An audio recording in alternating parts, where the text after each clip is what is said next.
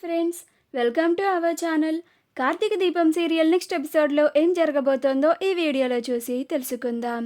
కార్తీక్తో మీ తాత చనిపోయాడు అని చెప్పు అని అన్న శివన్నారాయణ. అసలేం జరిగింది అని తెలుసుకోవడానికి ఈ వీడియోని స్కిప్ చేయకుండా ఎండ్ వరకు చూసేయండి. శివన్నారాయణ కార్తీక్ది దీపల ఫోటోని పేపర్లో ప్రకటన వేయించాడని, పైగా అందులో శివన్నారాయణ కోడలి పేరును కూడా వేయించాడని కోపంతో రెస్టారెంట్కి వస్తాడు. అక్కడ కార్తీక్ని నిలదీసి అడుగుతూ ఉంటాడు. అలా శివన్నారాయణ ఇక నుంచి మా కుటుంబానికి మీ కుటుంబానికి ఎలాంటి సంబంధం లేదు అని అంటాడు. అప్పుడు కార్తీక్, మరి మీ తాత ఎవరు అని అంటే, ఏం చెప్పమంటావు తాత అని అంటాడు. అప్పుడు శివన్నారాయణ, మీ తాత చచ్చిపోయాడు అని చెప్పు అని అంటాడు. అప్పుడు కార్తీక్, దీప, జ్యోత్స్నలు ఆశ్చర్యపోయి చూస్తూ ఉంటాడు. అప్పుడు శివన్నారాయణ, ఇక నుంచి నీకు తాత, మీ అమ్మకి నాన్న ఉండడు అని అంటాడు. అప్పుడు కార్తీక్, తాత అని అంటాడు. అప్పుడు శివన్నారాయణ, ఏరా, నేను ఈ మాత్రం అన్న ప్రాణాలతో ఉండడం నీకు ఇంకా ఇష్టం లేదా? ఇప్పటికే నా పరువుని తీసి నన్ను సగం చంపేశావు. ఇంకా నువ్వు నన్ను తాత తాత అని పిలిచి ఇంకాస్త నన్ను చంపేయాలి అని అనుకుంటున్నావా అని అంటాడు.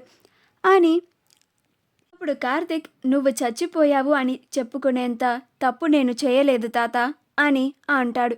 అప్పుడు శివన్నారాయణ, ఓ, నువ్వింకా ఏ తప్పు చేయాలి బాబు అని అంటాడు. ఆ కుటుంబం ఈ కాస్త గౌరవంతో కూడా బతకడం నీకు అసలు ఇష్టం లేదా అని అంటాడు. అప్పుడు కార్తీక్, నేను ఏనాడు కూడా మిమ్మల్ని మీ కుటుంబాన్ని ఇబ్బంది పెట్టాలని ఏ పని కూడా చేయలేదు తాత అని అంటాడు. అప్పుడు శివన్నారాయణ, మరి ఈ ప్రకటన ఏంటి అని అంటాడు. అప్పుడు కార్తీక్, ఇది కేవలం మా పెళ్లి గురించి అందరికీ తెలియాలనే వేశాను తాత అని అంటాడు.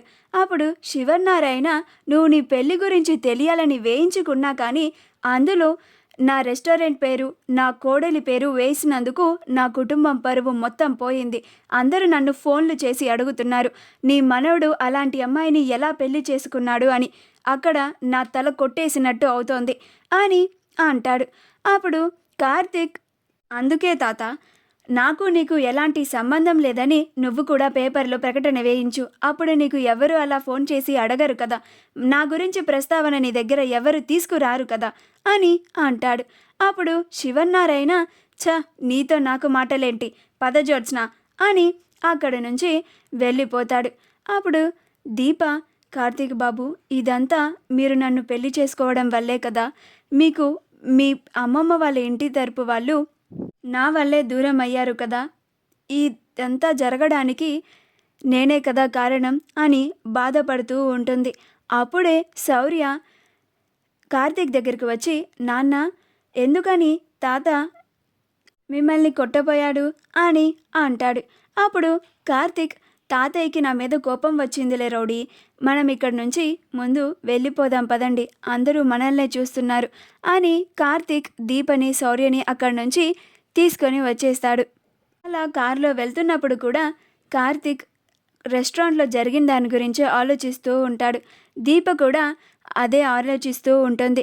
కానీ శౌర్య, మా అమ్మా నాన్న ఏంటి అసలేం మాట్లాడకుండా ఇంత మౌనంగా ఉన్నారు, అక్కడ గొడవ జరిగింది, అసలేం జరిగింది అని ఆలోచిస్తూ ఉంటుంది.